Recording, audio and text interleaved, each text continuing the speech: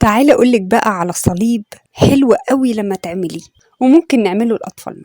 أول حاجة بجيب قطعة من ساق الزعف وبقسمها نصين، وبعدين بظبطه لحد ما يبقى عرضه كويس، ما يبقاش تخينة، وبجيب فتلة والف عليه من ناحيتين. وهنا بقى يجي الدور المهم جدا في الشكل ده. تعالوا نعمله لأن هنعمل منه أشكال كتيرة جدا. بجيب الزعفة وبقسمها نصين، وبقص حتة علشان أقفل بيها الزعفة،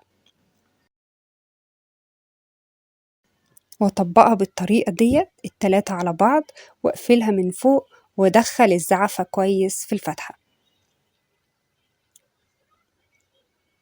وأشد كويس قوي.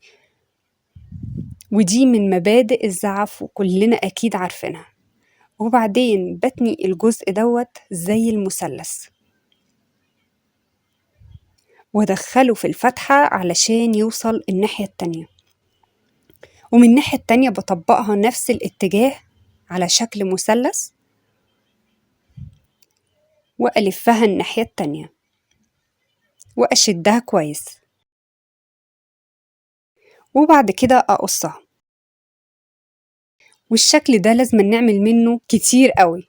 وبعدين أجيب الصليب عشان أعمله كفر كده من بره، بجيب خوصة وأقفله بالطريقة دي، وبعدين أجيب الشكل اللي احنا عملناه منه 16 واحدة، وأفضل أقفل فيه بالطريقة دي لحد ما أوصل للشكل ده. لو في حتة زيادة في الساق بشيله، وبكده يبقى معاك صليب خطير. واحفظ الريلز ده لأنك أكيد هتحتاجه في يوم. أتمنى أكون فدتكم، وأشوفكم في فيديو جديد. سلام.